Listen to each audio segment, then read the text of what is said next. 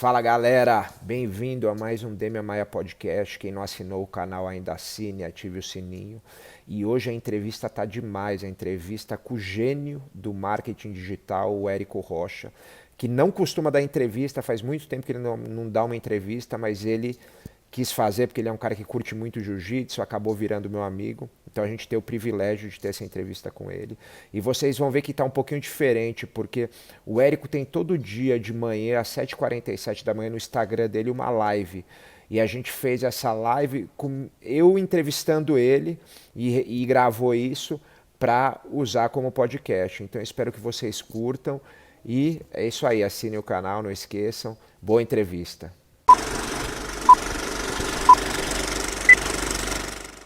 Pô, Érico, obrigado pela força, cara. Você sabe que eu tô começando esse projeto muito legal. Tô entrevistando uma galera que, na verdade, não é do meio da luta. Muitos, como você, tem a ver com o meio da luta, né? Eu conheci você por causa da luta. E tá saindo um projeto, cara, muito legal, muito legal. Eu já entrevistei um professor de física, já entrevistei o Rodrigo Polesso, que é um nutricionista que você conhece até. Já entrevistei a Paola Machado, já entrevistei um monte de humorista, Fábio Rabin, Rafinha Bastos, Léo Lins. Léo Lins, cara, foi muito Inclusive, ó, legal. tem alguma coisa batendo no seu microfone. Eu acho que o Tem. microfone está batendo alguma coisa. Tenta. Você que é jornalista sabe que É porque eu tenho que ficar. Ela pediu para eu ficar com dois aqui. a gente sempre tem um backup, né? É, Mas é. você entrevistou humorista, jornalista, nutricionista. Entrevistei a galera, cara, e agora eu vou Tá ótimo o fazer o som, primeiro. inclusive. Agora tá bom? Tá, Boa, perfeito. boa. Tá perfeito. Bom, e pela primeira vez fazendo ao vivo, porque eu sempre fiz gravado, né? E agora esse é o primeiro ao vivo, então tô bem feliz de fazer. Que E ótimo. obrigado, cara, mais uma vez. Ótimo, não, é um prazer. Eu sou fã faz um tempo, a gente acabou se conhecendo por causa assim da luta. Eu comecei a praticar o jiu-jitsu. Um dos seus treinadores, né? Não sei quantos treinadores você tem, se você tem um só, o Vagnão, falou assim, O Wagner Érico. de jiu-jitsu é o único, O de jiu-jitsu é um. Olha só, o Vagnão foi lá e falou assim, Érico, por que a gente não dá uma passada na academia do Demian? E foi lá que o Vagnão, toda vez que eu tô em São Paulo, eu procuro sugar um pouco do conhecimento. Eu acho que ele é um monge, né? Parece um monge. E aí a gente foi e treinou junto, foi demais mesmo. Foi assim que a gente se conheceu pessoalmente pela primeira vez, na verdade, né? Érico, eu vou fazer então. Vou já começar te perguntando umas coisas aqui. Cara, como você falou, conheci você por causa do jiu-jitsu, né? Na verdade, cara, minha vida sempre foi muito focada no que eu faço, né? Agora eu comecei a abrir um pouco mais. Então, assim, pra mim tudo era luta. Eu nem fazia as outras coisas porque eu achava que ia tirar meu foco. E aí um dia minha esposa começou, ela é jornalista também, adora marketing, começou a estudar e falou, pô, tem um cara aqui que é muito legal, o cara fala de marketing, fala de não sei o que, tá, beleza, nunca prestei atenção. E um dia o Vagnão chega pra mim, que é meu treinador, e fala assim, pô, tem um cara aqui, amigo do Beto Altenhofen, né, que é um dos sócios lá da academia que ele dá aula, também é do marketing lá da Empíricos, e ele é amigo do Beto, é um cara que faz um evento enorme aqui em São Paulo. Tá legal. É o Érico Rocha. E um dia eu relacionei isso. Eu falei, o Érico. Aí a minha mulher falou, nossa, o Érico é o cara, né? É o gênio do marketing digital. Aí, A sua esposa, né, falou isso pra mim. Ai, que beleza. E aí, cara, a gente entrou em contato e tal. E aí eu fui treinar com você. E uma coisa que me chamou a atenção, né, eu comecei a acompanhar mais você, é que eu sempre tive uma vida de alto rendimento, né? Então, o que é uma vida de alto rendimento? É você ter muita disciplina e trabalhar para... Todo o meu trabalho, muito mais do que físico e técnico, é para endurecer sua mente, que a gente fala. É ficar casca grossa. Então, assim, você se coloca em situações, não só no treino, mas na vida, para você ficar um cara... Porque você vai precisar disso, endurecido, né, encascorado. E eu vejo que você, apesar de não ser um atleta de alto rendimento, você tem essa mentalidade, você trabalha da mesma maneira, isso que me deixou muito interessante, me deixou muito interessado. Outro dia eu vi você fazendo um negócio da banheira de gelo, né? Que é uma coisa que a gente faz há muito tempo na luta, que mais do que te curar, ela te dá essa força de vontade, porque é muito difícil, né? Isso é muito incômodo, esse negócio de sair da zona de conforto. Então, eu queria entender um pouco mais isso, porque eu vejo que você trabalha muito isso, né? Mesmo sem ser você não começou pelo jiu-jitsu, pelo negócio do alto rendimento, você trabalha muito esse negócio de tentar se tirar da zona de conforto, né? Eu acho que eu tenho um quê disso, mas isso nunca foi intenso. E aconteceu uma coisa, no meu mercado existiam os marcos, os milestones, né? O 6 em 7 é um dos marcos, né? O 100 mil em 7 dias, depois tem o 7 em 7. E por muito tempo a gente não acreditava que podia fazer um 8 em 7, que são o faturamento num lançamento digital de 10 milhões em 7 dias. E eu busquei essa marca por muito tempo. E eu não conseguia, anos. E aí é engraçado que um aluno meu fez. Chama Mário Vergara. Ele foi o primeiro a fazer. Engraçado que o meu aluno fez primeiro que eu. Olha só que interessante. Só que quando ele fez, no meu lançamento seguinte eu fiz também. Então aquela parada de a gente começou a acreditar que podia, ele fez, eu falei, se ele fez eu acho que eu faço. E aí, só que o que aconteceu? Aconteceu uma coisa estranha depois do meu 8 em 7, que é aquilo que eu buscava. Então fiz o 8 em 7, comemorei, né, era um marco, e caí doente nos dias seguintes. Eu morava ainda em Barcelona, mas eu fiquei bem doente mesmo. Eu fiquei tão doente que a minha esposa me levou no médico. A minha esposa ela acredita em tudo que é louco na vida. Então, lá em Barcelona tinha um médico lá, e muito louco também. E eu não entendia. Assim também. Eu sou muito cético e ela é assim também. Aí ela foi lá e eu tava meio doente, assim. Eu tava realmente. Eu não sei o que era doente. Eu tava, vamos dizer, debilitado. Sei lá, meu sistema imunológico tava baixo. E ela falou assim, Eric, você vai ter que ir pro médico. Eu não vou no médico, né? Eu não vou em médico. Mas ela falou assim, você vai no médico. Então, mulher que decide, aí a gente vai lá. E aí o cara começou a falar um monte de coisa. Eu já tava meio doente, eu não entendia nada do que ele tava falando direito, sabe?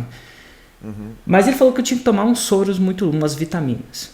E aí eu entro numa sala com o cara era muito louco. Parecia muito louco.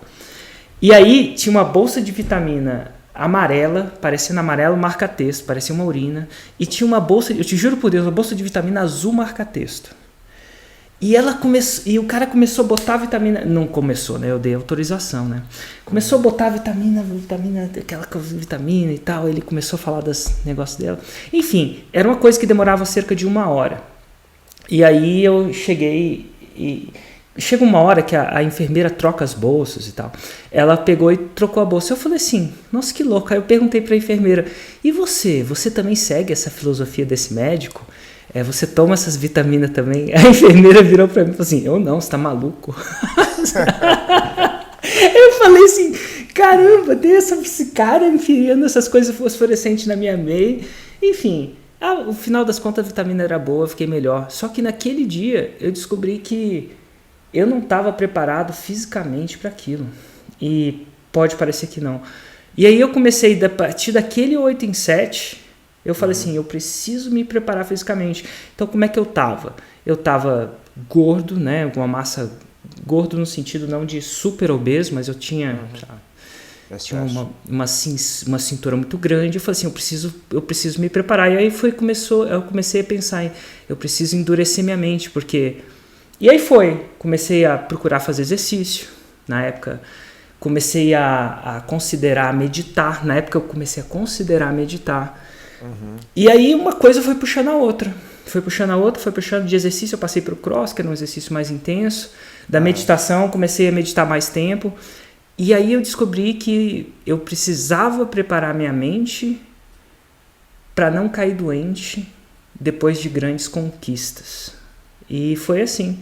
Era engraçado, eu fazia um evento ao vivo, lembra desse grande evento ao vivo que o Wagner falou? Claro. Eu caía doente todos os eventos, eu não sabia porquê, cara. E aí quando eu comecei a endurecer minha mente para isso, o último evento, esse grande, que talvez ele tenha te falado, eu não adoeci, então eu fiquei melhor. E aí, como eu sou uma pessoa que vai entrando a fundo, eu entrei nesse buraco, cada vez eu procurei mais. Então hoje eu pratico outras coisas, por exemplo, gelo, e, enfim. E aí eu vou. Eu até anotei aqui, ó, endurecer. Eu não sabia que eu endurecia minha mente, mas é isso, eu tô endurecendo minha mente. Não, mas o mais impressionante que eu acho, o negócio da relação com o alto rendimento, porque isso, cara, pra gente faz toda a diferença. Não adianta, porque você tem que ficar se tirando da zona de conforto o tempo todo. Esse é o segredo pro atleta de alto rendimento. Mas muita gente consegue fazer isso, inclusive atletas, durante 1 ano, 2 anos. Mas, como você falou, Barcelona já faz tempo, né? Pelo que eu vi aí. Faz cerca de 3 anos e meio, talvez 4. Isso, então assim, você também teve uma coisa de consistência, que isso é muito difícil, né? Acho que mais difícil do que você fazer isso 1 mês, 2 meses, 6 meses, é você continua evoluindo nisso, né? Eu continuo essa consistência. A consistência, eu acho que a consistência vem da audiência. Porque o que acontece? Eu descobri um hack na minha cabeça. Um hack é uma técnica, um atalho. Eu descobri que quando eu me comprometo comigo mesmo, eu tendo a pisar na bola. Quando eu me comprometo com uma outra pessoa, tipo a minha esposa, uma pessoa mais perto, pode ser que eu pise na bola. Mas quando eu comprometo, quando a minha palavra está fora com muita gente, é muito raro eu pisar na bola. O meu cérebro muda algumas chaves. Então, eu comecei a usar a minha audiência para me comprometer. Então, se você entrar no meu Stories hoje, você vai ver que eu estou num desafio pessoal de meditar 1 hora por dia por 487 dias. Caramba! Eu estou no dia 135. Então, assim... Cara, eu tento fazer isso desde 12... Eu conheci meditação com 12 anos, né? Porque eu treinava com Gifu. E, cara, a vida inteira eu começo, fico um tempo, paro. Eu preciso fazer um desafio desse pra... Essa história dos desafios que eu descobri foi a primeira vez que, enfim, isso é um hack. Tem a parte do nosso cérebro que a gente controla e tem a parte que a gente controla menos ou não controla, né? A tentação de, por exemplo, sair de um desafio é uma dessas. E teve uma vez, a primeira vez que eu descobri isso foi uma vez que eu tava indo em Barcelona, olha só, tava esquiando. Eu gosto, 2 coisas que eu gosto de esquiar, eu gosto dessas esporte, né? Mas ainda eu esquiava, assim, ainda completamente fora de forma, né? Tipo, esquiava, e aí subi em cima da montanha, o que eu fiz? Bebi, fui lá tomar uma cerveja. Era a minha vida, era muito boêmia. E aí peguei, tomei uma cerveja com a alta do esqui, né? Que você fica esporte, coloquei álcool na cabeça, fiquei eufórico. E nessa euforia, no meio da montanha, eu tive uma ideia, né? No meio da euforia, com uma cerveja. E a ideia foi fazer 365 vídeos por dia, um por dia por 365 dias. E aí eu, eufórico daquele jeito, mando um áudio para um grupo de pessoas, né? Um grupo de pessoas que eu chamo de faixa preta. Tem um grupo de faixa preta. Falo, cara, eu tô pensando em fazer isso. Ainda eufórico sobre o efeito do álcool. Aí o pessoal, nossa, que ideia boa e tal. É tipo assim, quando eu desci da montanha, já não tava sobre efeito, tava todo mundo falando assim, Érico, eu vou fazer também. E tipo, eu chamando, os meus faixas pretas estavam indo fazer e eu não ia fazer agora, entendeu? Você chega pra sua, imagina você chega pros seus alunos e fala assim, eu vou fazer isso. Lógico. E aí eu comecei a fazer, só que aí eu gravei um vídeo, que foi o primeiro vídeo de 365 dias, falando assim, gente, eu vou gravar isso, eu tô gravando isso pra vocês, isso tá no YouTube, né? Porque eu tô dando a minha palavra pra vocês que eu vou completar esse desafio. E se eu não completar, eu sou um homem sem palavra. Falei isso pra minha audiência. E minha audiência, eu não sei como é que é a sua. Tem as pessoas boas, tem as pessoas ruins, tem as pessoas que só estão ali pra ver eu pisar na bola. Não sei como é que é a sua. Mas enfim, foi uma das coisas mais difíceis que eu fiz, até porque quase deu um divórcio no meio do caminho. Minha esposa ficou meio chateada de eu estar fazendo isso durante Natal, Ano Novo e sem perguntar pra ela, né? A gente tem que envolver as esposas nessas decisões. Mas enfim, rolou, tô casado ainda, tô bem. E só que é o seguinte, eu saquei que toda vez que eu comprometia com eles, eu tinha menos chance de errar. E aí eu fui usando... Eu não faço isso muito mais, porque depois eu tenho que lidar com os meus desafios, né? Eu preciso estar... Mas enfim... então esse comprometimento com eles... Então você vai ver que lá, às vezes eu faço, esse da meditação tá lá. E aí eu tenho menos chance de errar, não quer dizer que eu não desista também, né? Eu piso na bola às vezes, sim. Não, lógico, a gente vira e mexe, né? A gente desiste, mas eu acho que no final lá a gente desiste menos do que a maioria das pessoas. Mas você sabe que o dia, agora eu tava lembrando aqui, o dia que eu pensei nesse negócio da disciplina foi o dia que eu te conheci, que você foi lá na academia treinar. E aí, pra mim, um cara que mexia com marketing digital, qual que era a minha ideia? O cara vai ficar 5 horas por dia, quer dizer, 5 horas não, 24 horas por dia no celular, mexendo no celular, mandando não sei o que, fazendo stories, fazendo não sei o que.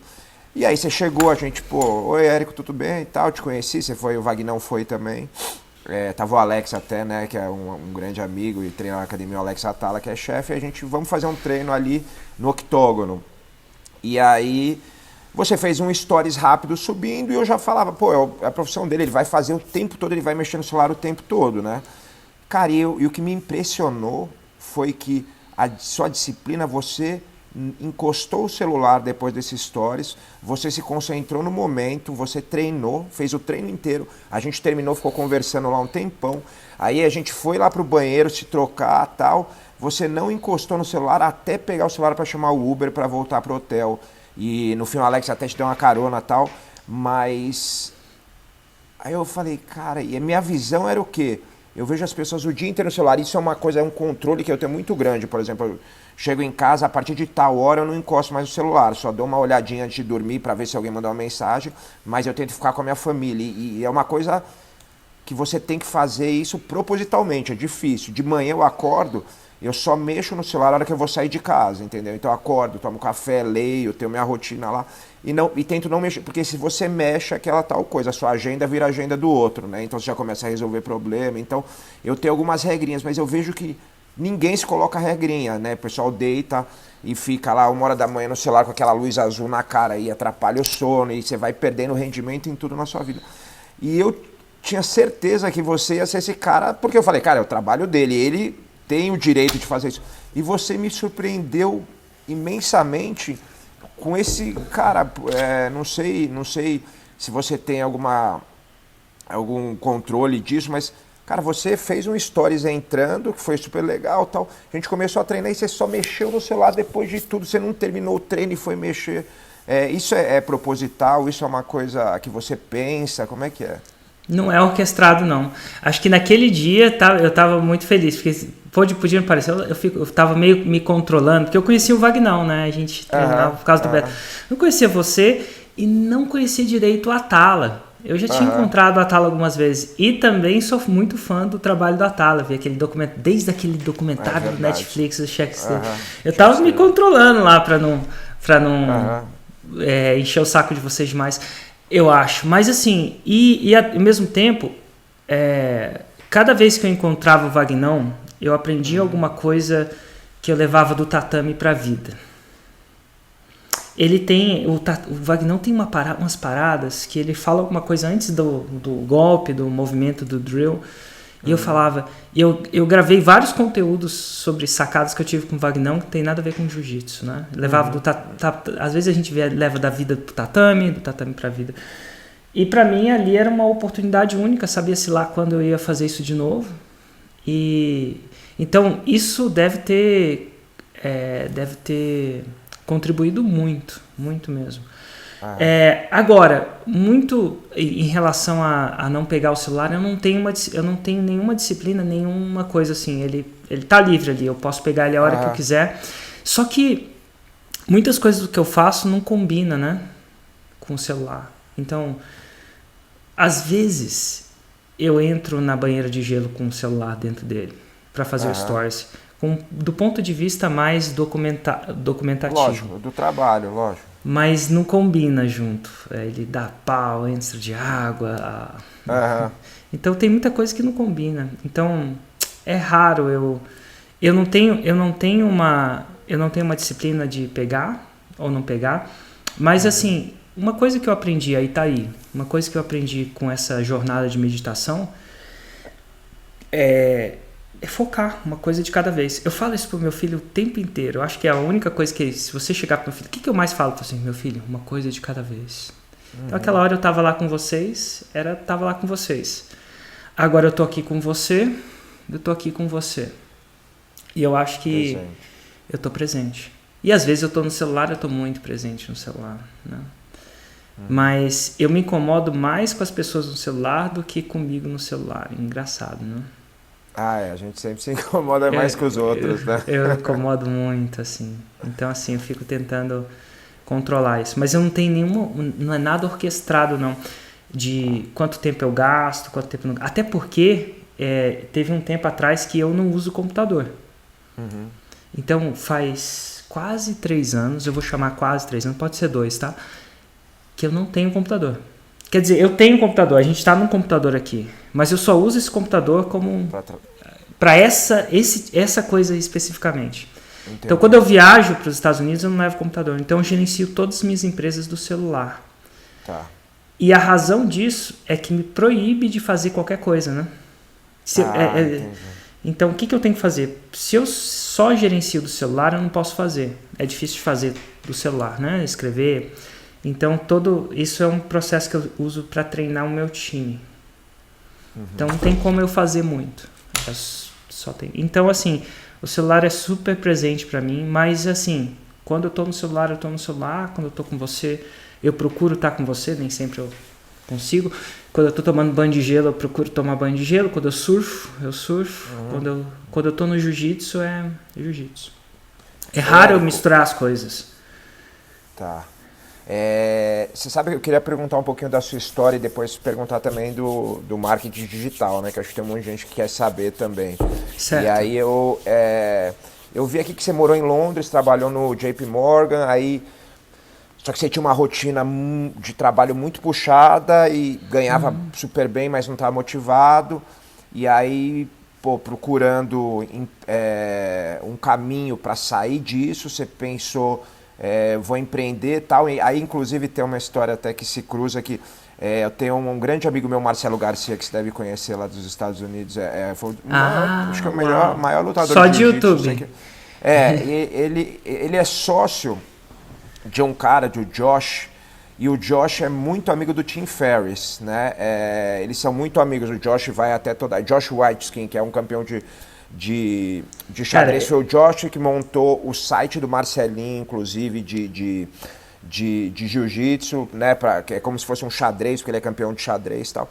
E aí eu vi que você foi influenciado pelo livro de Tim Ferriss para começar a correr atrás de empreender e mudar o rumo da sua vida, né? Foi demais. Inclusive, eu sou fã do Josh, já li o livro dele, Art of Learning. Já eu também. Ele me deu esse livro, assinou, cara. Você acredita que eu perdi esse livro? Uau! E aí, um dia veio na entrevista, porque ele me chamou para almoçar quando eu estava em Nova York, jantar. Me deu o livro, beleza, encostei e perdi. Aí um dia achei, cara, aí falei, cara, preciso ler esse livro. Eu já conheci ele dos podcasts e tal. O problema do Josh é que ele não tá nas redes, né?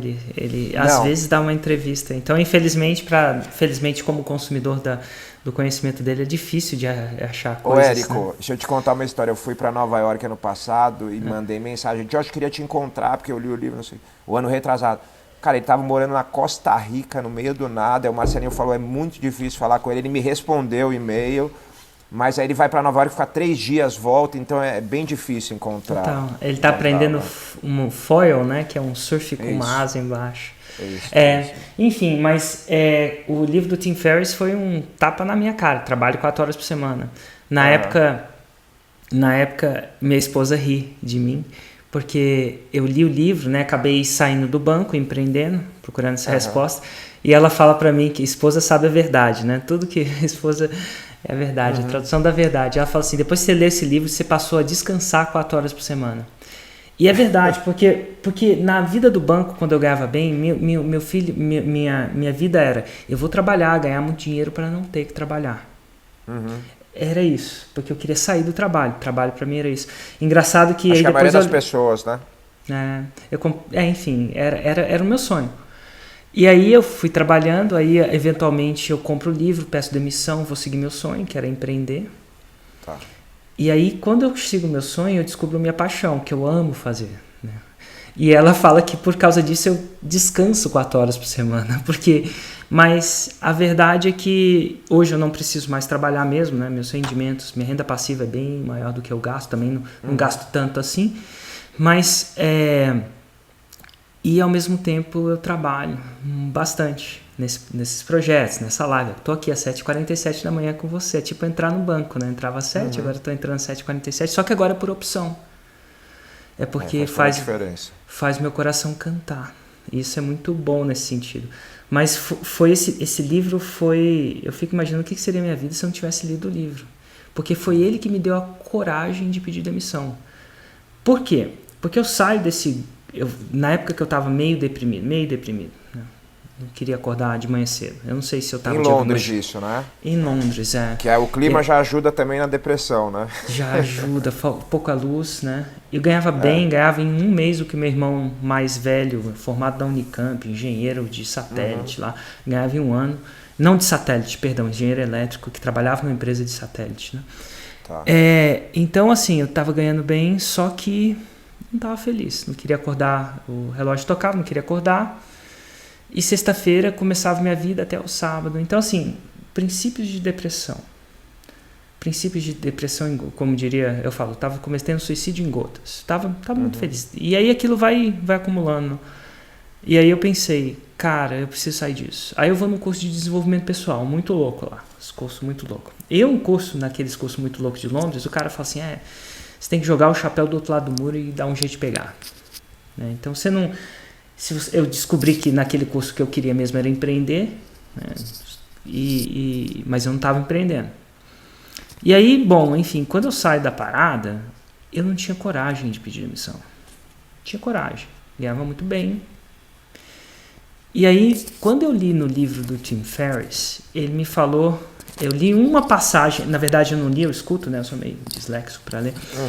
E ele falou assim, me escreve o que pior pode acontecer com você se você tomar essa decisão. E aquilo me falou, peraí, eu nunca escrevi, o que pode acontecer de pior comigo? E aí eu comecei a rodar o filme do pior que podia acontecer comigo. E na minha vida, meu maior medo, meu medo mais profundo, sabe qual que era o meu medo? Naquele dia, eu estava lá no Barbican, que é perto do JP, que estava lá. Você sabe qual que era o meu medo mais profundo naquela época? Qual? Perder todo o meu dinheiro. E eu sabia que se eu perdesse todo o meu dinheiro, não ia ter como me sustentar, ia ter que morar com a minha mãe. Voltar pro Brasil e morar com a minha mãe. Minha mãe, amo ela de paixão, mas ninguém quer morar com a minha mãe de novo.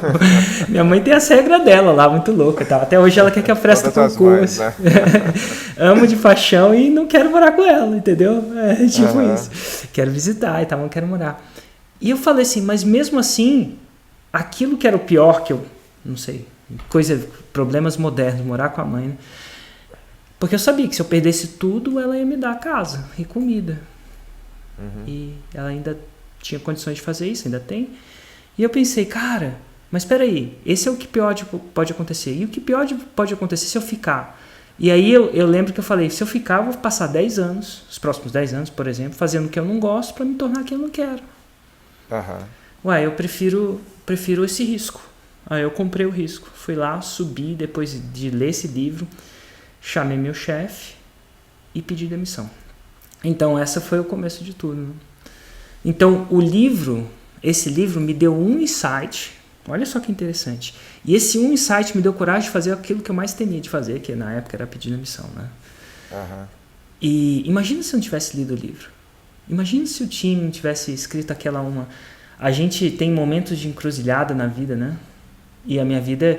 E tem uma parada muito louca, Damian, que uns tempos depois, acho que uns 2 ou 3 anos depois, eu sempre quis gravar um vídeo, depois que deu tudo certo, né? Porque deu tudo errado, depois deu tudo certo. E eu falei assim, e tinha muita gente que ria de mim na época. Ria, quando eu pedi demissão. E eu quis gravar um vídeo um pouco, não sei se era uma energia muito boa, mas eu queria gravar um vídeo para eles. E aí o vídeo era chamado de Eles Riram de Mim, mas quem ri por último... Alguma coisa do tipo. Esse vídeo está até hoje no ar. Se você digitar Eles Riram de Mim, Érico Rocha, você vai ver. E eu fiz questão de viajar para Londres, levei meu videomaker lá para gravar. Porque eu queria gravar na frente do banco. Tipo... hoje em dia isso não significa muito mais para mim, mas na época significava. E aí quando eu saí do banco, eu vi as pessoas saindo do banco. E algumas pessoas eu reconhecia. Não que eram colegas meus, mas eu via elas.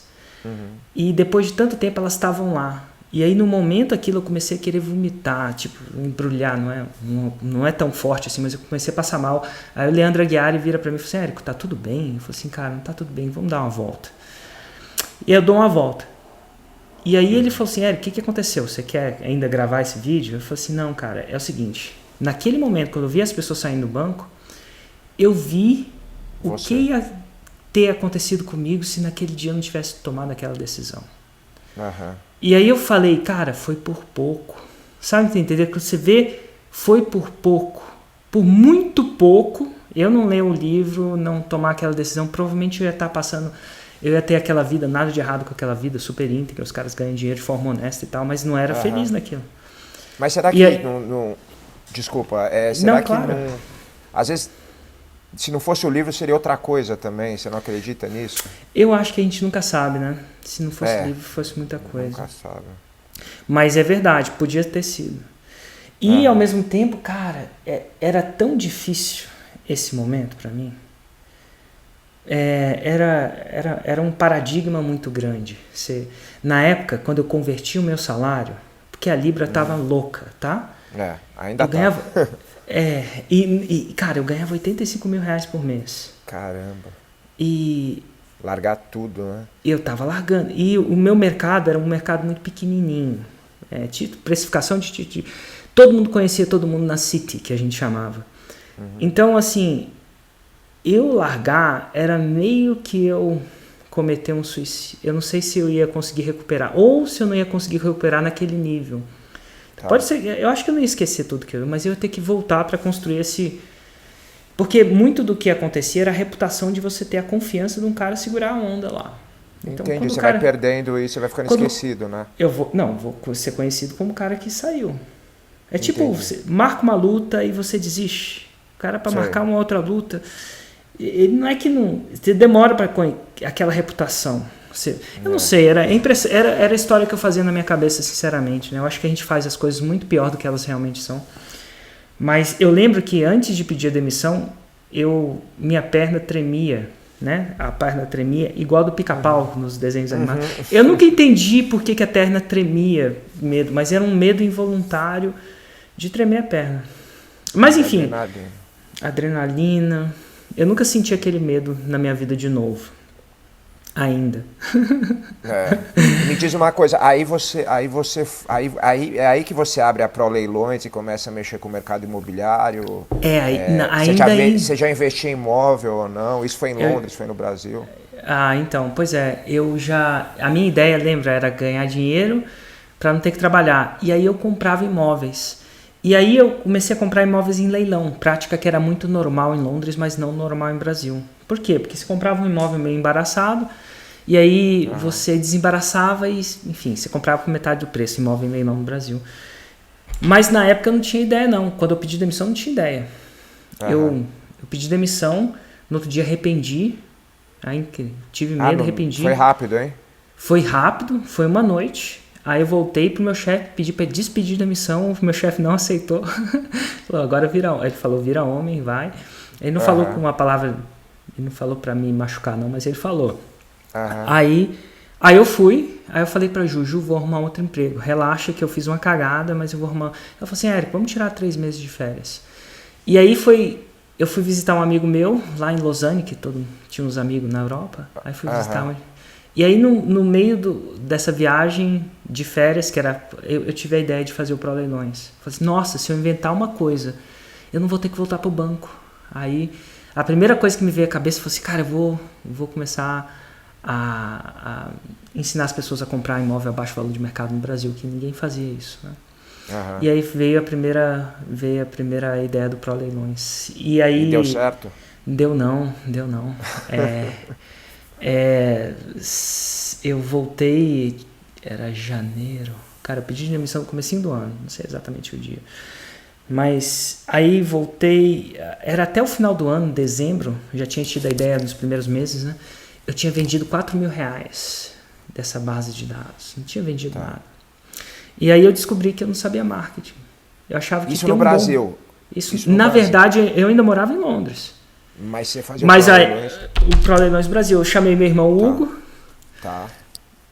falei pro meu irmão que tinha acabado de se formar, falei assim, vamos trabalhar junto nessa parada, vamos empreender junto.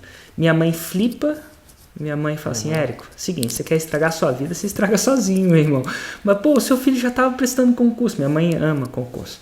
Já estava prestando no TR, tinha feito estágio no TRFS, não sei qual a sigla que ele estava fazendo estágio. Mas, enfim, e ela ficou maluca. Eu já tinha pedido demissão, minha vida do maior emprego que eles já tinham visto, talvez. E aí meu irmão... Mas eu chamei meu irmão, falei assim, você vai tocando daí que eu vou tocando de Londres. Era digital mesmo, né? Não vendi nada. E aí eu descobri que eu não sabia marketing. Eu achava que um produto bom por si só se vendia. E às vezes você tinha um bom produto, mas não sabia vender. E aí, de repente, eu descobri isso. Aí eu comecei a estudar, comprar todo o curso de marketing digital do mundo. Mais os cursos menos teóricos, né? MBA. Eu não tinha tempo para fazer um MBA. Era muito teórico. Eu precisava coisa da rua ali para vender, para não voltar para o banco. Eu precisava de, mais prático. Mais prático. Eu não queria arrumar outro emprego. Eu não queria virar um executivo de marketing. Eu queria vender. Eu era empreendedor. Eu estava começando a empreender. E aí que foi que eu, nessa sacada, fui para os Estados Unidos e conheci a fórmula de lançamento lá fora. E eu falei, uau, isso parece ser bom. Que é um produto que o Jeff Walker desenvolveu, né? Exatamente. Como é que é a fórmula? Cara, esse Jeff Walker é um cara muito legal. A história dele é fantástica. Gravei uma entrevista com ele. Mas é engraçado que a história... Ele é aquilo mesmo, sabe? Não é o que aparece nas câmeras, não. É aquilo. O que aconteceu? Ele perdeu o emprego. Ele é engenheiro, a mulher dele é engenheira. Ele perdeu o emprego. E a mulher continuou trabalhando, ele não conseguia arrumar emprego. E ele ficou cuidando das crianças por 2 anos. Ele não tem nada a ver com marketing, ele era engenheiro. Não, engenheiro. De formação engenheiro, se não me engano, tá? E ele perdeu o emprego. Era ruim de perder o emprego. Ele conseguiu perder... eu não sei se ele foi demitido ou perdeu o emprego, mas ele... Não sei se era da Motorola, alguma coisa. Enfim, essa empresa que ele trabalha. E aí tinha 2 filhos. E ele virou um husband, né? Ele cuidou dos filhos por 2 ou 3 anos. Até que um dia a esposa dele chega em casa, chama Mary, e ele conta isso, e é muito louco, porque agora eu conheço ele há 10 anos, né, no caso. E ela virou e falou assim, não dá mais, eu preciso que você vá lá e arrume um emprego. E ele lá, só cuidando dos filhos, lá numa pequena cidade no meio do nada lá. E ele falou assim, cara, eu era engenheiro, fui demitido, eu pedi demissão, saí do mercado de trabalho, passei 2 anos com meus filhos, como é que eu vou arrumar outro emprego? E aí ele pensou, cara, e até então ele mexia com o mercado de investimento, de umas newsletters. E aí ele falou assim, vou fazer uma newsletter, estava começando na internet, sobre investimento. Para eu botar no meu currículo alguma coisa, porque como é que eu vou justificar que eu fiquei com meus filhos, entendeu? Estava em casa investindo de casa. Não podia falar assim, eu estava cuidando das crianças. E aí ele botou isso no negócio, para tentar arrumar um MBA para se recolocar. E ele aplicou para uma escola de MBA, tem muitas, né? Tem sempre uma que te aceita, né? Não é tão que é a melhor. E na primeira aula ele tinha muita vergonha de vender. Ele não queria vender. Então ele meio que intuiu a fórmula, que é um processo onde você dá muito conteúdo gratuito e eventualmente depois você vende. E aí na primeira aula, um pouco antes dele ir para a primeira aula, ele recebeu o primeiro cheque de uma pessoa que comprou a versão paga na newsletter dele. Cheque. E o cheque veio da Suíça. Um suíço comprou. Olha que legal. Cara... E aí, naquele momento, ele tá na aula, o cara começa a explicar, né? E ele fala, cara, ele viu o cheque, ele sai do MBA. Então, assim, é um cara que nesse processo, e ele é assim mesmo, até hoje ele mora lá no meio da montanha, de verdade. Durango deve ter 5 mil habitantes, ele mora longe de Durango, numa vila que deve ter 100 pessoas. Ele fica isolado cerca de 170 dias no ano, sem internet. Ele vai no Grand Canyon e tal, ele é montanhista. Ele realmente trabalha... Durango? Durango fica no Colorado. No Colorado, tá. E mediante essas temperaturas de pressão, ele intuiu a forma, que era esse jeito de fazer marketing que gerava esse pico de vendas. E aí, uma vez ele foi num congresso e contou pra alguém. Um cara chamava John Reese. Essa história é uma lenda do marketing americano. E o John Reese falou assim, cara, não é possível, você faz 6 em 7, que são $100 mil em 7 dias. É impossível. Você, aí olhar pro Jeff, o Jeff não é um cara que você olha assim, pensa que é marqueteiro. Não, ele é um cara que mora no meio da montanha, literalmente. E aí ele falou assim, e aí esse John Reese aplicou a fórmula dele, né, no lançamento e fez o primeiro 7-figure day, né, $1 milhão em um dia. Em um dia. Então, aí quando o Jeff Walker viu o John fazendo aquilo com a fórmula dele, ele falou assim, cara, eu tenho alguma coisa. Peraí, tem alguma coisa aí. Você entendeu? Porque até então... E aí a fórmula hoje é uma das coisas mais eficientes. Eu lembro que quando eu aprendi ela, vim pro Brasil, voltei e fiz o meu 6 em 7 no primeiro lançamento, dia 23 de março de 2010. Foi lá que aconteceu. Foi louco, assim. Um cara que não vendia nada, o mesmo cara com o mesmo produto vender 6 em 7. Pra mim era incrível. Agora, e aí, indo pra frente, o ano passado você até me convidou, eu tava no meio de um treinamento, não consegui ir pra ir no seu evento. E aí você começou a ensinar isso e aí você veio fazendo eventos. Ano passado, quantas pessoas tinham no evento mesmo? O evento de 3 dias? Eu acho que mais de 7, menos de 8. Era 7 mil... Eu esqueci o número do check-in, né? Eu costumo dizer que segundo a CUT tinha 20 milhões de pessoas, segundo a Polícia Federal tinha 7 mil. Uns 7 mil, sempre assim, umas 7 mil pessoas. E não é barato, né, fazer alunos, esse curso, né? Aqueles era só para alunos, né? E não é barato fazer esse curso, né? Não. Eles pagam um valor alto, né? A fórmula de lançamento hoje é cerca de R$10 mil, o fórmula. Isso é parcelado, né? À vista tem uns descontos lá. E aí, se você é aluno, você tem direito a um evento. Então, daí você vai. Então, se a gente tinha cerca de 7 mil alunos, segundo a Polícia Federal... É incrível, cresceu muito. Acho que você tomou a decisão certa, né? Eu acho que sim. E não só do ponto de vista financeiro, até porque quando eu já estava bem financeiramente, né? Eu estava muito bem financeiramente.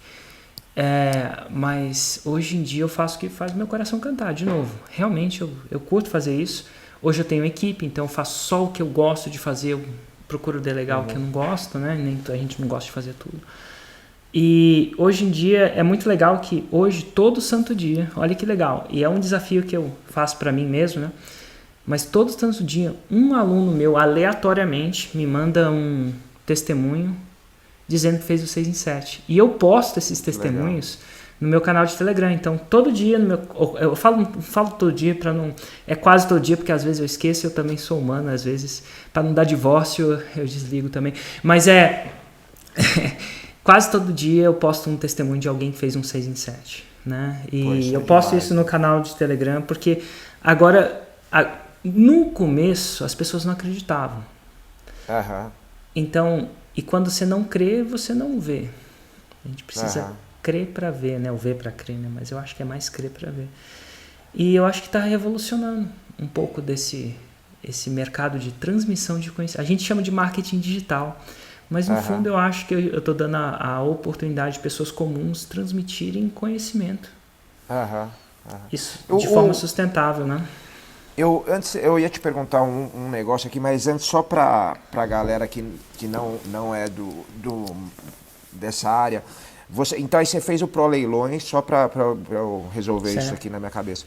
Certo. E aí você não conseguiu vender bem, aí você foi lá para fora e você voltou com esse marketing, com a forma, conseguiu fazer o 6 em 7 lá, vender mais de 100 mil em 7 dias. E aí, só que aí você, de novo, você largou uma coisa certa, porque você viu que aquilo ia dar certo, para uma coisa mais incerta. Você foi ensinar a fazer a fórmula, né? Você de novo... mudou mais sutilmente, mas você mudou de uma coisa mais certa para uma incerta, né? A história foi assim, 2 anos no Pro Leilões, a gente faturava múltiplos 7 dígitos, né? Isso é múltiplos milhões por ano, sem nenhum funcionário quase. E aí eu voltei para o Brasil. E aí, quando eu voltei pro Brasil, meu irmão, lembra meu irmão que eu convenci o Hugo? Ele começou a tocar um negócio, não precisava de mim. E aí, o que eu fui fazer? Eu falei assim, agora eu vou viver a vida que eu sempre quis. Aluguei um apartamento na frente da praia em Balneário Camboriú. Eu falei assim, vou surfar, não vou fazer nada. Entendeu? Sabe aquele sonho de morar na frente da praia? Vida dos sonhos, Fui viver a vida dos sonhos. E ó, vivi. E deu 6 meses só surfando e tomando caipirinha, que eu falei assim, cara, eu tô deprimido de novo. E é muito louco. Não tinha desafio, né? O sonho que eu achava que eu tinha... Sabe, às vezes a gente vive uma vida supervalorizando um certo cenário. E eu cheguei nesse certo cenário, novo ainda não com 60 anos, nada de errado com quem tem 60, não tô falando que quem tem 60 é velho. Mas enfim, mais novo. E cara, eu cheguei lá e não parecia que era o que era. E depois de 3 anos eu comecei a ficar depressivo de novo. Eu falei, cara, não é possível, o que tem de errado comigo? Agora eu tô na frente da praia, num apartamento de 300 metros quadrados, vivo, só surfo e faço isso. O que tem de errado? Eu preciso de um projeto, né? E eu fui ainda de Londres para Balneário, que é uma cidade super... muitos estímulos para uma cidade menos estimulante, no sentido de cidade mesmo. E aí a Juliana, aí um dia a Juliana, a gente já tava com dinheiro, eu já tinha dinheiro antes, agora ainda tinha dinheiro de novo, mas estava ainda nesse processo. Falei, ai cara, o que tem de errado? E aí a Juliana falou assim, eu tenho que fazer um projeto que agora faz o meu coração cantar. E aí a Ju vira pra mim e fala assim, eu sei o que faz seu coração cantar. Eu falei assim, o que faz meu coração cantar? Não esqueça até hoje. Ele falou assim, Érico, você só fala de marketing. Você fala de marketing com o porteiro, você fala de marketing com meu pai, você fala de marketing com todo mundo, você fala de marketing com todo mundo. Por que você não vai falar disso com quem quer ouvir isso?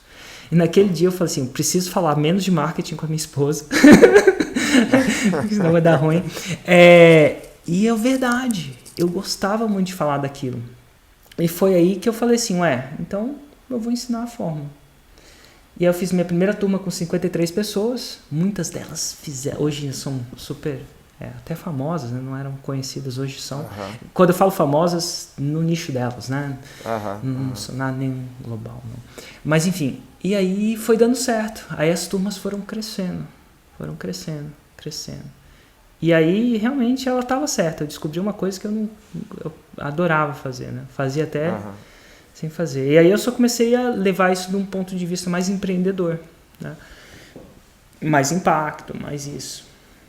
E qual que é o conselho, então, que você daria, tipo, se a pessoa ela tem um emprego... Porque, assim, para você começar a empreender ou trocar de profissão, como você fez já 2 vezes, no seu caso, você tinha já uma estabilidade no primeiro, trocou por uma coisa totalmente incerta. No segundo já era uma coisa mais certa, mas mesmo assim você decidiu trocar. Você poderia ser, né, o cara do Pro Leilões hoje em dia com uma empresa gigantesca.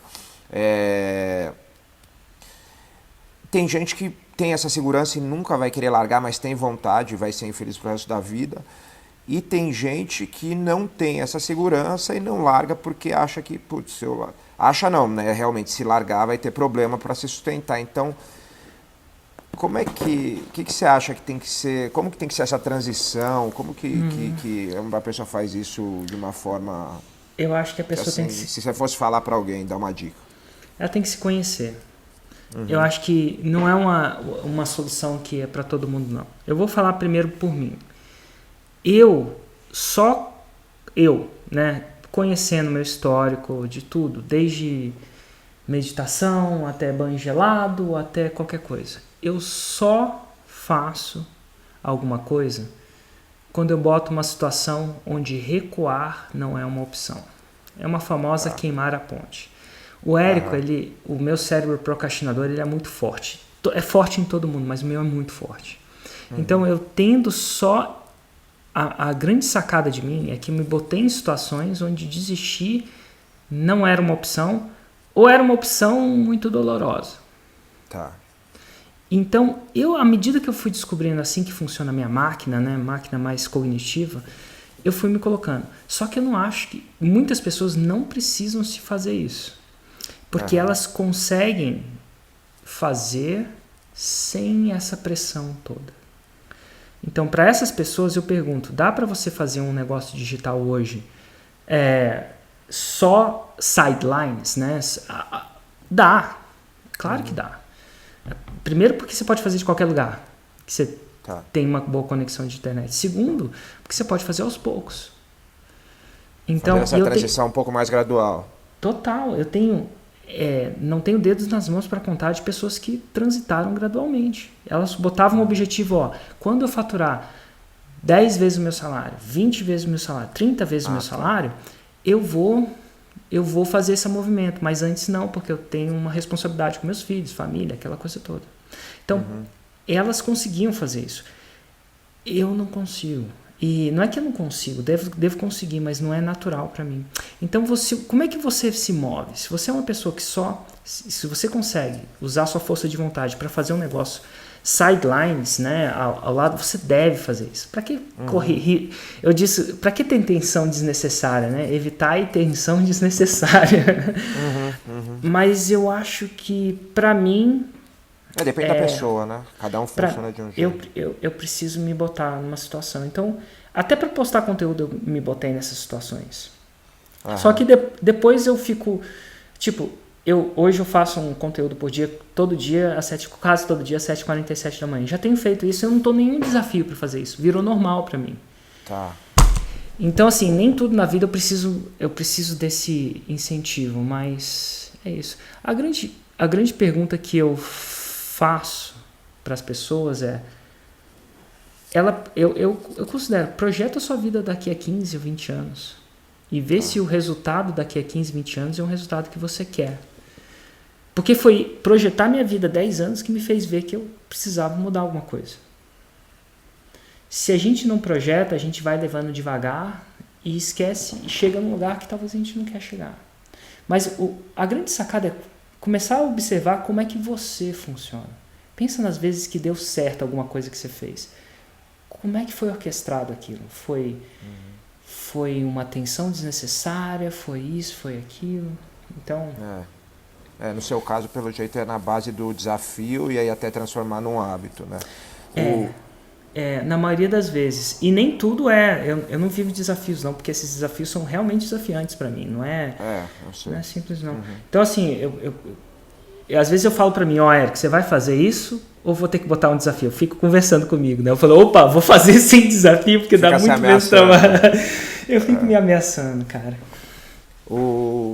Érico, sabe que eu pensei uma coisa, até eu tenho isso também? Às vezes você tem um produto super legal, mas você tem vergonha de vender, né? Sim. E eu tava falando isso com o Beto até, e eu se você também tá me ajudando com isso, me deu uns ótimos insights. Eu tô fazendo um curso tal que eu quero, e eu tenho um curso que eu acredito muito, que eu quero fazer, né, nesse esquema de marketing digital, quero fazer ele online. E como é que eu faço, né? O Beto me falou que isso vem com a prática, mas ele falou, o mais legal de você fazer um lançamento é que você começa a perder essa vergonha, mas essa vergonha e culpa que a gente tem, como é que a gente supera isso? Como é que a gente muda isso? Eu não sei se você já sentiu isso, às vezes, sabe, de você, porque tipo, na fórmula, você precisa ser a cara do produto, né? E a pessoa que ela tem aquela vergonha de aparecer ou de vender, ou aquela culpa, aquele negócio que a gente tem da nossa sociedade, como é que eu faço para resolver isso? Geralmente, eu vou falar como é que é para mim. Geralmente, quando esse sentimento vem de mim, em cima de mim, essa vergonha de vender, parece que eu tô pedindo... Geralmente, vem quando o foco tá em mim. Então, assim, o foco tá em mim, a minha vergonha, meu ego, meu isso, meu aquilo. Só que teve uma vez que engraçado que essas palestras, né, a gente vai nessas palestras e tem algumas, eu já vi trocentas milhões, mas teve uma que um cara me falou uma coisa que eu falei assim, uau, e modificou um pouco o meu jeito de pensar. Ele falou assim, cara, quando o foco tá na gente, e não foi eu que vim com isso, né, eu escutei dele. Quando o foco está na gente, a gente lida com o que o ser humano lida, que é vergonha, medo, negócio. Chega uma hora que você coloca o foco na causa. E o que é isso? Cara, pode parecer estranho, mas eu queria empreender. E meus pais são funcionários públicos. Ninguém nunca tinha me ensinado a fazer isso. E na época, em Brasília, se seus pais são funcionários públicos, você vê um cara com um carro melhor ou com uma casa melhor, o que vem aqui na cabeça da maioria das pessoas, ou o que vem na minha, é que esse cara é corrupto e esse cara é não íntegro. E pela primeira vez na minha vida, eu tinha achado uma chance de eu sim empreender, de eu sim ser livre, sem ser desonesto. 100% íntegro, sem letra miúda de contato, sem linhas. E eu via a oportunidade de mostrar isso para outras pessoas. E no fundo, o meu lado mais altruísta, meu lado mais humano, eu acredito que empreendedorismo, agora vai ser, não é verdade, é o que eu acredito. Eu acredito que empreendedorismo é a salvação da humanidade. Pô, melhor do que eu dar uma cesta básica para alguém é eu dar a oportunidade desse alguém prover e criar emprego, e pagar imposto, e fazer acontecer. Pô, é um empreendedor, desde com as soluções do empreendedor que criou essa lâmpada, ou que criou essa casa, ou que criou esse método, até o cara, hoje em dia eu não dou salário, eu emprego, 67 pessoas. Eu ensino milhares de pessoas. Então a minha causa era mais importante. Então você quer me falar que meu cabelo está errado, você não quer falar que está certo, eu vou falar o seguinte, eu vou falar que eu acredito nessa porra. Eu acredito mesmo. E quando o meu foco está na minha causa, ninguém me segura. Porque não está mais em mim. E aí as pessoas falam assim, Érico, mas por que você não dá a fórmula de lançamento de graça então? Eu vou te falar, tá? Damien, eu já dei a fórmula de lançamento várias vezes. Mas eu descobri uma coisa, tá? Para a pessoa aprender, não basta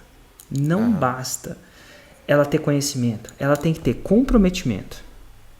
Ela tem que ter comunidade, feedback. Então escreve aí, comprometimento. Eu saber que exercício... se todo mundo sabe como é que faz para correr uma maratona. Verdade. Nem todo mundo corre. Tem que ter comprometimento. Uma hora ou outra você fala assim, eu quero correr a maratona, eu me comprometo. Então sem comprometimento não tem. Eu acho que se eu der a forma de lançamento e não der comunidade para as pessoas, não vai funcionar. Se eu não der... quando ela paga caro lá para fazer, ela já tá se comprometendo com aquilo, ela tá fazendo um esforço, né? E mais do que isso, tem que ter comunidade, tem que ter feedback. Tem que ter feedback, o jiu-jitsu, você faz um negócio, você vai lá no feedback, ela move aqui, faz assim, pensa assado, feedback.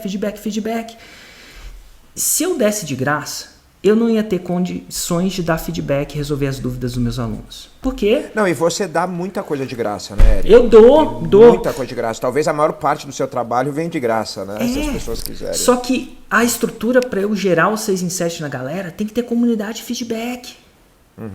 Então, e para eu ter, se eu fizesse só os alunos, feedback em todo mundo de graça, eu não ia ter como construir uma equipe. Essa parada custa dinheiro. Não tem nada errado nisso. Você está sendo remunerado pelo seu trabalho se não tivesse comunidade, feedback e comprometimento, eu não gerava um 6 em 7 todo dia. Então, 100% íntegro. E quando meu foco está na minha causa, são empreendedores que não iam ter... que iam estar numa situação difícil agora, porque, a situação tá difícil para negócios convencionais. Cara, teve um personal trainer, bicudo, chama Rodrigo Bicudo. Ele deu aula de 12 anos de personal trainer. Sabe como é que é? O cara acorda às 5 e vai dormir tarde, porque é os clientes. Ele fez o 5º 6 em 7 dele. Só que ao mesmo tempo ele me mandou um print da academia que ele dava aula, que fechou, infelizmente. Eu olho esse cara que agora ele tem uma filha. Esse cara tá vivendo bem, com honestidade, gerando emprego, ele tem funcionário. E você é uma peça fundamental nisso. Né? E quando eu penso no bicudo, dane-se. Eu ligo dane-se. Então, assim, a pergunta é, qual é a causa que você está atrás? Por que você faz o que você faz? Quanto mais o seu foco sair de você e for para a causa, menos você liga se eu estou de roupa assim, assado, menos eu ligo para as pessoas. Querem falar de mim? Pode falar. Mas eu estou numa causa. E a causa é o seguinte, essa é a minha causa. A minha causa é o empreendedorismo e a salvação da humanidade. E teve uma vez que eu falei isso, aí um cara virou e falou assim, não, Érico, não é empreendedorismo, não, é Jesus. Eu falei assim, não, cara, não num ponto de vista espiritual, tá? Mas assim, é uma ferramenta fantástica. E assim, e é claro, como o Beto falou, esse treino de foca, mas quando eu fico presente para isso, Tá. dane-se o resto. Muito bom. Ô, Érico, e me diz uma coisa agora, perguntando um pouquinho da fórmula. A fórmula que você conheceu lá com o Jeff Walker, que ano que foi mesmo que você foi lá? Foi 2009, 2010, fevereiro de 2010 eu fui para Los Angeles. Mais de 10 anos você conheceu. Ela é a mesma desde que você começou lá, ela teve mudanças, teve adaptação para o mercado brasileiro, você acha que ela vai evoluir, ela vai mudar no futuro? Eu vou falar que a fórmula, ela tem um cerne dela, é como se fosse a música. E se a gente usa o mesmo modelo do mercado americano também? Eu tenho o cerne dela, é como se fosse a música. A música tem as notas e tem as escalas. Mas a música, dentre aquelas regras, as pessoas improvisam de outro jeito. O Ju é muito isso, né? Você vê que o Ju dos Gracie, lá atrás do Royce, ele é diferente de hoje. Existem novas guardas, existem novas... Não, de 5 anos atrás para hoje, o jiu-jitsu esportivo, pelo menos, é bem diferente. Bem diferente. Mas se você traquear as bases, são a mesma. A base você mantém pouca distância, você tem o princípio da guarda, o princípio daqui. Mas dentre aqueles princípios, as pessoas vão usando os princípios de maneira diferente e conseguindo novos movimentos. Então, eu atualizo a fórmula uma vez por ano. Tá. E se você... Então, o cerne dela é aquele, gatilhos mentais em sequência. Se eu puder resumir a fórmula em uma frase, são gatilhos mentais em sequência. Quem souber que é gatilhos mentais, procura aí na internet. Tá. Você vai achar. Tá. Só que eu botei, por exemplo, o que difere a minha interpretação da fórmula. Né? Tipo, tem as escolas, não tem a escola do Demian Maia, tem a escola dos Gracie, tem a escola do Ed Bravo, sei lá, tem a escola... Né? Então, a minha interpretação da fórmula é o seguinte, quando eu vim aqui, a gente não tinha... Como é que eu vou dizer? O foco da minha fórmula, ela tem uma intensidade muito maior na criação de audiência. Então, quando você for fazer a fórmula nos Estados Unidos, você vai ver o lançamento por si só. Tá. Não sei se então você vai focar no lançamento pelo lançamento. A minha interpretação, eu dou tanta ênfase na criação da audiência quanto do lançamento. Mais longo termo seria, mais longo prazo, e criando essa audiência e mantendo ela. Começando essa audiência do zero e mantendo ela e crescendo ela. Onde a fórmula lá fora vai focar só, uma vez que não só nisso, mas vai ter focado mais no lançamento em si. Eu vi isso muito no Ju. Por exemplo, você vai ter escolas de jiu-jitsu onde não se ensina queda. Você ensina uma vez que você está lá embaixo, né? Ensina muito pouca queda, é verdade. Ensina pouca queda. Você tem algumas escolas que você vai treinar queda. Então, se eu fosse falar o seguinte... A minha escola ensina, eu acho que quando você encontra alguém na vida real, você vai ter que dar uma queda nele. Entendeu? É menos esportivo. Ninguém começa sentado, agachado. Claro, você tem que aprender o esporte, o arte marcial completa. E assim, não tem nada de certo e errado, tem a versão mais esportiva. Então a minha versão é a versão focada na queda. Então eu ensino, começou do zero, o que você vai precisar? Você vai precisar colocar o cara no chão de uma maneira ou de outra. Se possível de forma vantajosa para você, né? E depois você vai aplicar o que você vai aplicar. Então a fórmula lá é mais na finalização, uma vez que você está no chão. Se eu puder colocar a analogia do Ju. Claro. E aqui é um pouco mais, cara, do zero. Pega uma pessoa do zero, desde a queda até a finalização. E por que isso? Porque eu achava que se eu ensinasse isso para os meus alunos, eles iam ter mais resultado. E eu acho que as pessoas lá, um mercado um pouco mais desenvolvido, as pessoas já vêm com uma certa noção de queda, de audiência, né? Eu acredito que para você fazer um 6 em 7, você precisa construir uma audiência, lançar e ter um produto. Não, isso, né? Então, a minha ênfase está nessas dois pilares. A ênfase de lá fora cobre tudo, mas está no pilar só da finalização, né? Do final. Mais da finalização. Entendi. Esse negócio da evolução é verdade. Você sabe que a gente estava falando, você falou, o jiu-jitsu evoluiu. E esse é o que até que eu estou trabalhando, porque o pessoal mantém muitas academias, a defesa pessoal igual ela era há 60, 70 anos atrás. Então eu comecei a trabalhar, pô, por que que a defesa pessoal também não pode, né, como o esportivo e o jiu-jitsu para MMA evoluir? E aí eu tô fazendo um trabalho em cima disso, né, de pegar minha experiência também hoje em dia no alto rendimento, mas enfim, isso é outro assunto. É muito interessante isso, né? Porque, assim, eu atualizo ela uma vez por ano. E Aham, se você pegar a minha da fórmula original do Jeff, né? aham, Ela é bem diferente. E mesmo igual, você vai ter, cara, vai ter um triângulo lá dentro, entendeu? Vai ter um aham, armlock, mas você tá entendendo que lógico. a dinâmica, a racionalidade, a estratégia, tem um monte de ferramenta e tal. Mas é um pouco mais, eu vou chamar de tropicalizada também. Tá. O Brasil vive uma realidade relativamente diferente de maturidade de mercado, diferente dos Estados Unidos. É. Né? Os Lá Estados o consumo é Unidos, muito forte também, né? o caminhoneiro tem cartão de crédito. Eu não É, sei se o caminhoneiro daqui tem. Eu não sei, é tá? verdade. Então, Aham. assim, é diferente. E você acha que. E tem alguns meios que lá são utilizados que aqui não são. Te dar um exemplo, aqui o WhatsApp, o Telegram é muito utilizado. Né? É, lá não é. Lá Não não tem. é. Quando meus amigos falam, você não tem WhatsApp, o mundo inteiro tem WhatsApp, eu falei, não, você tá Não, você enganado. O tá... Brasil tem WhatsApp. E os americanos, amigos que têm WhatsApp, é porque eles querem falar com o brasileiro. É Porque isso lá fora é mesmo. só mensagem. É só mensagem. Inclusive, agora eu uso mensagem pra falar com você. O único cara que me manda mensagem. Nossa, recebi uma mensagem. É o Demian, só pode ser o Demian.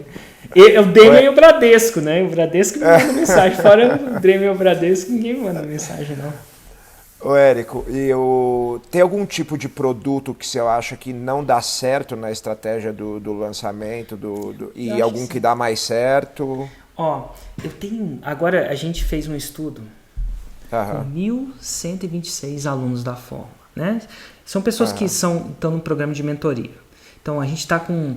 E esse estudo cada um desses eu tenho a ficha deles. Eu sei cada lançamento que eles fizeram. Eu sei quantas visualizações tem no primeiro vídeo dele, no segundo vídeo dele, no terceiro vídeo dele. Eu sei tudo. Esse estudo faz 3 anos que a gente está fazendo esse estudo. E em 1.126 pessoas eu sei tudo que dá certo e tudo que não dá. Porque a cada lançamento que eles fazem, um faixa preta, de verdade, né? Analisa esse lançamento por 1h30. Então, tem a parte mais objetiva, que são os dados, e tem a parte mais subjetiva, que é a opinião do faixa preta sobre a execução daquilo. Porque o lançar é uma arte, né? Você tem uma visão um pouco mais subjetiva também. tá. Não é tão matemático assim. E agora, eu falo o seguinte... De todo o produto, primeiro, há necessidade de consideração? Então, vou te dar um exemplo. O cara está morrendo de sede no deserto. O cara te bota uma água na frente, não há consideração. Você não considera, você toma. Você não considera a marca da água que você está tomando.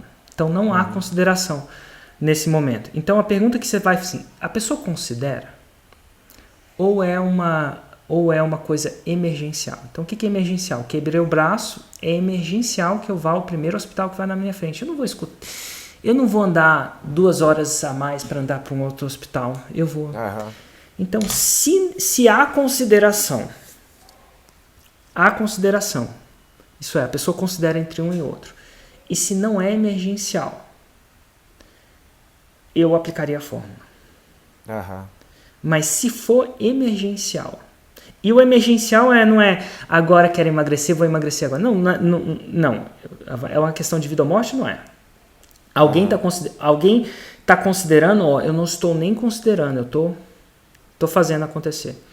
Se há consideração, ela tende a funcionar muito bem. Agora, se é emergencial e se não há consideração, né, não há muita consideração não.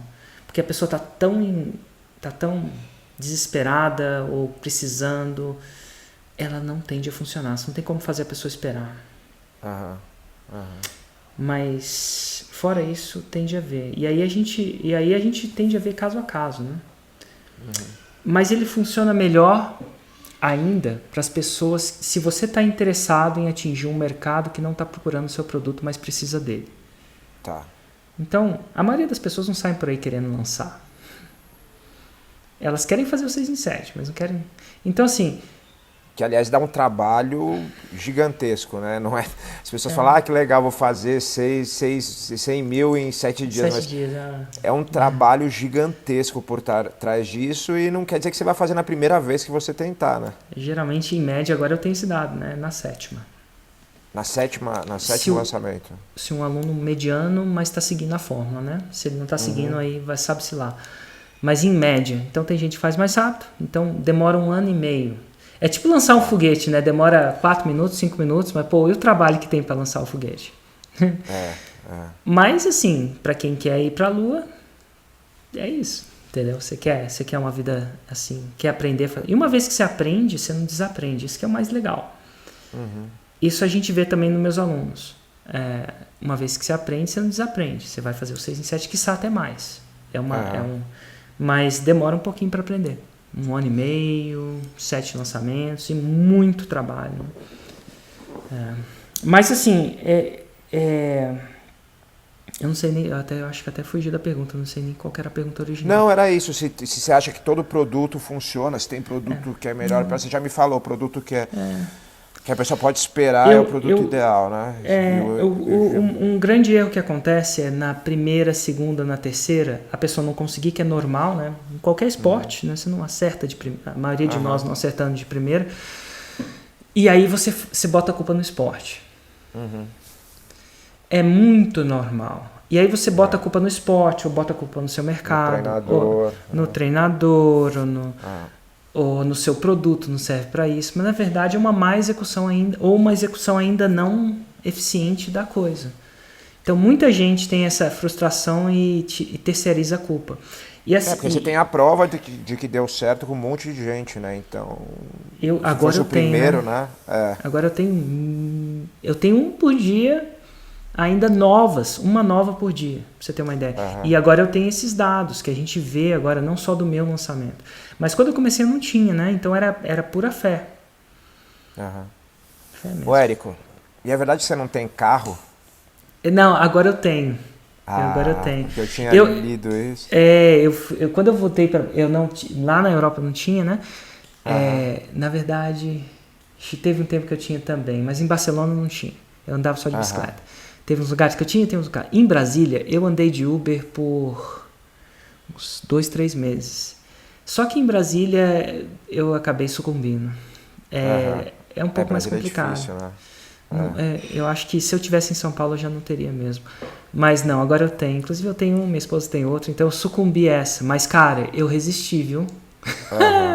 Brasília é difícil, mas Barcelona e Europa em geral. Você morou em um monte de país, né? Você morou em vários países nessa época que você decidiu sair do banco ou passou um tempo em cada país? Cara, pra você ter uma ideia, eu fiz uma viagem ao mundo, onde eu passei 3 meses em cada país.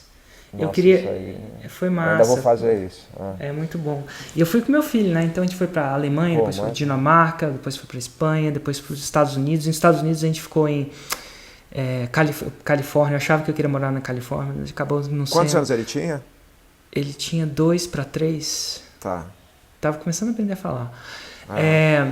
Depois fui pra Colorado, morei lá. Depois fui pra Nova York. E chegou uma hora que eu ia pra Ásia, nessa época, depois de 2 anos, né, fazendo essa brincadeira, a gente ia pra Ásia. E aí a Juliana falou assim, Érico, eu não aguento mais viajar, então a gente parou. Aí a gente foi isso que eu ia te perguntar.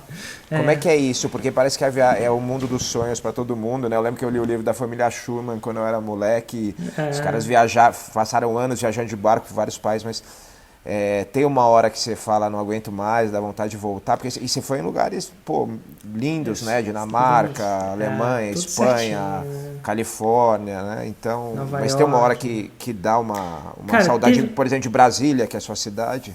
Eu não tinha saudade, engraçado que eu não tive saudade de Brasília, não. E nem do Brasil, na verdade. Das pessoas? Eu acho que eu tive uma saudade de ter amigos. Eu sinto a mesma coisa, por isso que eu nunca morei fora. É difícil de você manter um relacionamento ou criar um relacionamento morando 3. Você conhece muita gente nova, você tem muita gente, mas pouco aprofundamento, né? Quando eu fui para Barcelona foi 2 anos, né? Pô, você faz uma coisa 2 anos. Mas assim, a gente sentiu vontade de morar. E a gente voltou e foi pra Espanha, escolheu Barcelona. Aham.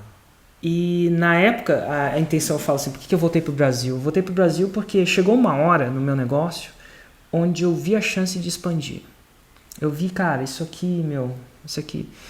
E para eu expandir naquela época, para eu deixar de ser uma boutique e virar uma coisa, atingir mais pessoas, eu ia ter que treinar a equipe.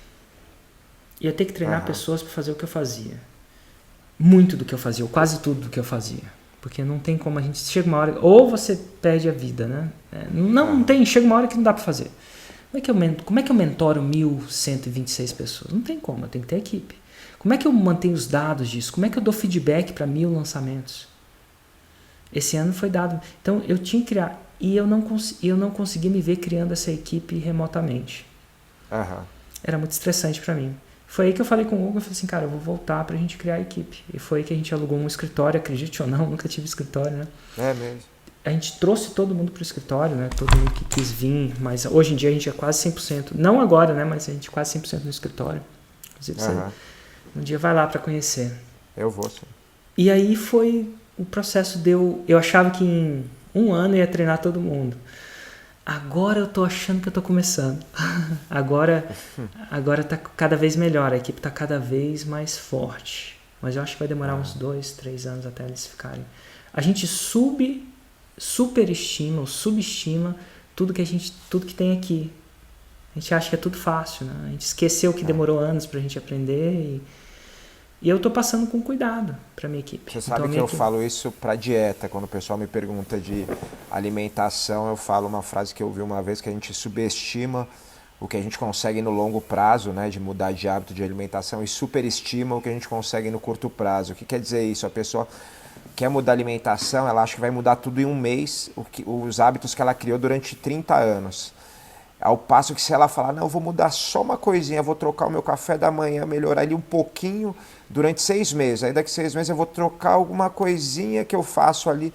Depois de alguns anos você trocou 10 hábitos, né? Então é bem... Para alimentação, cara, funciona, acho que 100%. Você vê a pessoa que quer trocar tudo de uma vez, ela fala, vou fazer isso, vou fazer... Muito difícil. Se a pessoa não for muito focada, é muito difícil. Agora, a pessoa que vai aos pouquinhos, ela consegue ir criando os hábitos. É engraçado isso. E você, como é que eu posso fazer uma... Eu sei que você que está claro. me entendendo. Eu posso fazer uma pergunta, aproveitar. Vai saber quando eu vou acontecer isso de novo. Mas falando em alimentação, agora você deixou de... Você ainda tá atleta ou você... Você deixou o UFC? Então, eu tenho mais uma luta no contrato, eu quero fazer, minha última luta.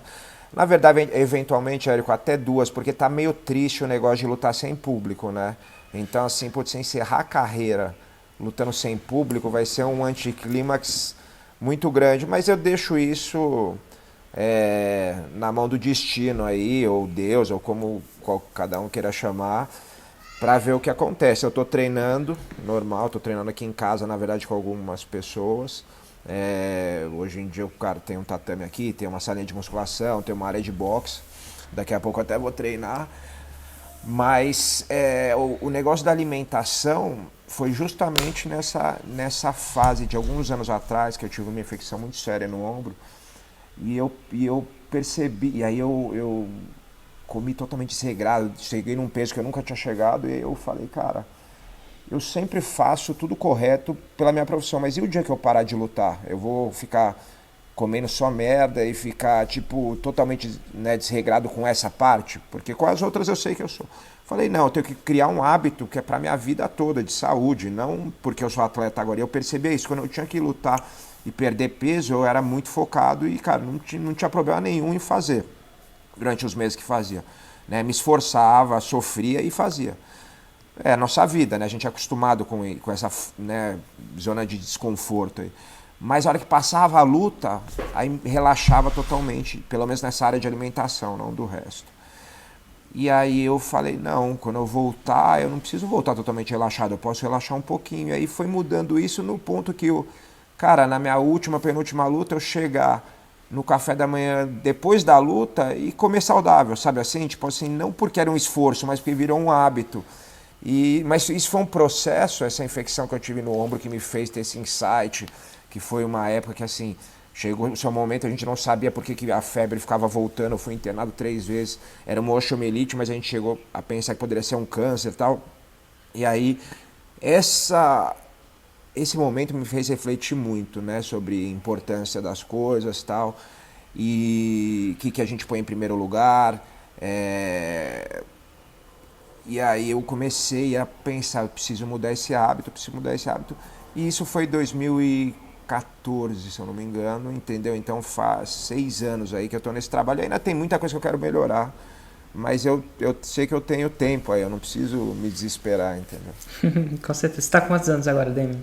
42, sua idade, sou de Minha 77, idade. então Que massa, que legal. Show de bola. Érico, pô, foi legal pra caramba. Você sabe que eu tinha uma única dúvida aqui, eu tava procurando uma coisa só na Wikipédia, não sei por quê, porque às vezes eu dou uma olhada lá. Eu tô na Wikipédia? Então, não tá, cara. Não tô. Isso não tá. Isso aí, eu não sei se isso é proposital ou não, mas eu fiquei procurando, falei, cara. Aí eu até botei Wikipédia, fui lá, Érico Rocha, não tá, mas, cara, porque você põe Érico, aparece muita coisa sua, né? De tudo. Cara, e eu não sei por que eu não tô lá, não. A grande sacada. Lembra daquele aluno meu que fez o 8 em 7 primeiro que eu? Eu acho que ele é meio genial. Ele vê umas coisas. Ele vê umas coisas que eu não vi. De verdade. Ele chama Mário Vergara, é um professor de inglês. Fez letras, é um professor de inglês. Mas eu acho que ele tem umas genialidades. Eu falo isso pra ele também. Ele vê umas coisas muito à frente do tempo. E uma coisa que eu fazia muito antes era fazer palestra e dar entrevista. Pra você ter uma ideia, literalmente eu cheguei a ser pago R$200 mil à vista por uma palestra minha. Literal. Se você paga R$200 mil por uma palestra, você vai lá e faz a palestra, não é? Tipo, e uma vez ele foi convidado para fazer uma palestra. Esse cara lá no Hotmart. Porque ele foi o cara que mais vendeu no Hotmart, que é esse gateway de pagamento. Até então, não sei se alguém passou ele agora, não. Mas enfim, até então era. E eles convidaram e ele nunca aceitava. E o JP, que é o CEO do Hotmart, né, um dos cofundadores, CEO, falou assim, cara, um dia a gente vai trazer o Mário para dar palestra. O Mário, eu não vou dar palestra, não. Vou dar palestra, não. Que maneira dar palestra. Enfim, e aí chegou um dia que ele falou assim, tá bom, eu vou dar a palestra. E ele deu essa palestra. Inclusive, recomendo que você assista a palestra do Mário. Pois vá, Mário Vergara. Só tem uma. No Hotmart só tem uma que ele deu na vida. E ele deu a palestra e foi votada a melhor palestra do evento. Foi incrível. E as pessoas, nossa, que ele vai voltar. E ele grava um áudio. Ele é faixa preta, nesse grupo de faixa preta que eu tenho, chama Plástico. Ele grava um áudio e falou assim, foi bom e essa vai ser minha última palestra. Eu acho que ele falou isso, tá? Não sei se... Ele falou, essa vai ser a minha última, mas falou, nunca mais dou palestra. E aí a gente não entendia por quê. A palestra dele tinha alcançado milhões de pessoas. E ele falou assim, cara, toda vez que eu vou dar uma palestra, toda vez que eu fazer isso, eu tiro o foco de construir meu negócio. E aí o que aconteceu?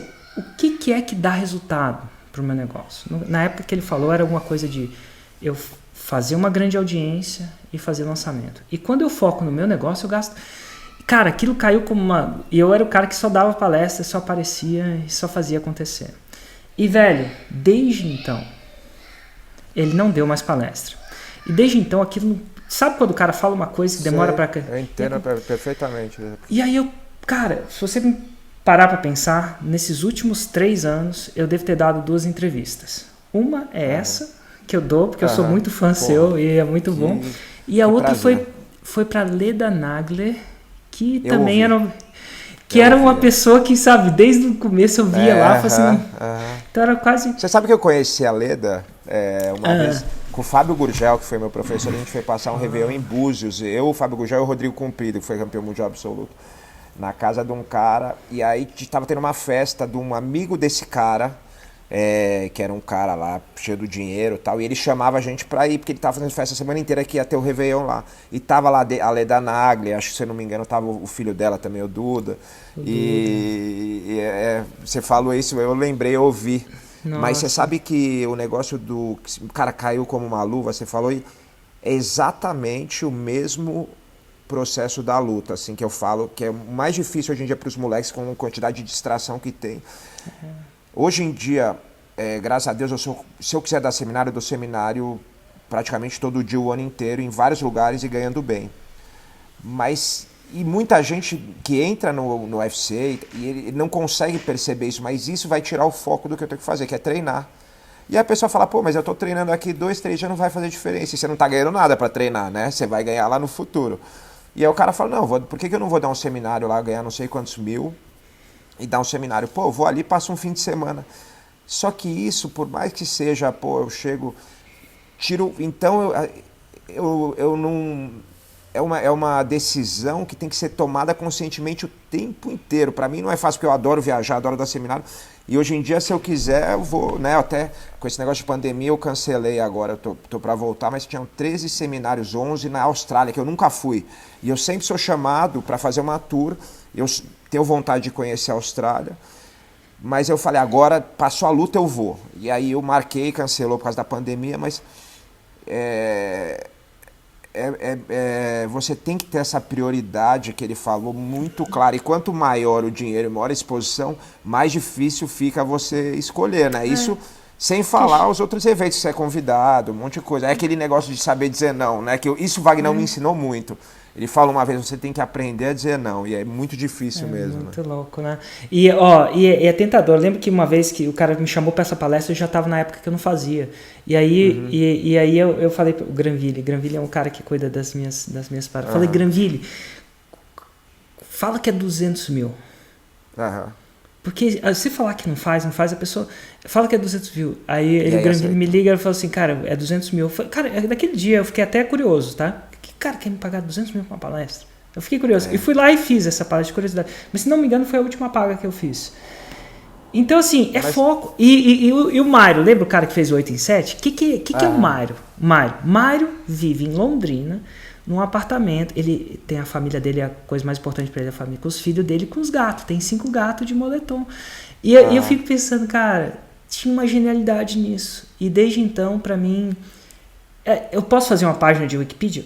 Posso. Não é que eu não fiz porque eu não acho que deve ser, mas não é isso. Quando eu olho o 80-20 do meu trabalho, é aparecer aqui com consistência às 7h47 da manhã e dar uma mentoria, alguma coisa. Isso faz diferença. Então, quando eu olho para o meu trabalho, eu alucino, né? Tem algumas coisas que são óbvias, tem algumas coisas que são interpretadas. Isso aqui é o que está dando diferença. Vou focar 300% aqui e eu esqueço o resto. Acho que essa sabedoria, cara, é fundamental para quem quer, né, ter sucesso, quem quer buscar alto rendimento em alguma coisa. Acho que isso você vai aprendendo. E não é fácil, porque, cara, você tem muita... Você falando o negócio de 200 mil, aconteceu uma vez, os caras queriam que eu fosse para um lugar bem longe no mundo. Aí eu falei pro Edu, que é meu empresário, eu falei, Edu, pede isso. Ele falou, cara, mas é muito, né? Pede não sei o que, não sei o que. Cara, aí eu falei, eu pedi mesmo para não aceitar. E os caras aceitaram. Acabei indo porque... né? Mas é interessante isso, como... você tem que, cara, manter o foco, porque... é muito fácil você perder o foco. É engraçado, eu falo do 6 em 7, né? O 6 em 7 vem com os nãos, não com os sims. Chega uma hora que você dá não, e uma hora vai ficar mais fácil, né? Nem sempre é tão difícil assim, né? Eu acho que a gente planta e colhe, né? E chega a hora, você deve estar colhendo treinamentos que você deve ter feito há 10 anos atrás, né? Com certeza, 30. 30, né? Então, é muito de plantar e de colher, e ao mesmo tempo você tem que escolher o que você está plantando. E eu não falo... E o mais difícil para mim, às vezes, dizer não é a pessoa não entender que não é um não para ela, é um sim para alguma outra coisa que eu estou dando. Mas é muito difícil na maioria das vezes. E as entrevistas que eu dou são mais ou menos por satisfação pessoal. Olha, eu tô aqui dando a entrevista para você, tô conversando com você. Olha que louco, que massa, né? A Leda foi massa. A Leda pra mim era uma figura icônica. Eu falei, cara, eu vou conhecer a Leda. Pra todos nós, né? Aí o Granville, Érico, fica calmo. Porra, Érico, cara, obrigado, foi demais. Eu vou a Brasília te visitar, quero que você venha aqui também a hora que quiser de novo. A gente tá montando um espaço novo, uma academia nova muito legal, depois eu te conto. Que massa. E galera, muito obrigado a todo mundo. O Érico abriu esse espaço aí pra mim, que como vocês sabem, ele é muito difícil da entrevista. Quem puder, assine o canal lá no YouTube. Essa entrevista vai estar lá no YouTube, no podcast Demian Maia, no Demian Maia Brasil, que é o projeto que eu estou começando agora. E assinem, eu não sei nem o que fala, Érico, põe o sininho é. lá. Põe o sininho, faz o que faz a parada. E eu acho massa, eu queria até te agradecer por agora o fato de você fazer o que você fez, chegou no que chegou, te deu acesso a muito conhecimento, a muitas pessoas, e eu acho que você está alavancando para que esse acesso não fique só para você ou para suas famílias e seus filhos, né? É uma missão também, né? Que massa você tá disponibilizando tudo isso, essa alavancagem que você tem, essa capacidade que você tem de falar com as pessoas, de entrevistar as pessoas, né? Ô, Érico, E esse conhecimento, e é muito massa, agora você vai estar distribuindo também o seu conhecimento, isso é fantástico. Você sabe que uma vez eu fui no Serginho Grossman, 2 vezes eu fui lá, e uma vez ele me falou um negócio, e cara, é exatamente, e ele é um cara muito humilde, muito legal, e ele falou assim, o mais legal da minha profissão é ter a possibilidade e acesso e possibilidade de conversar com essas pessoas e aprender com elas.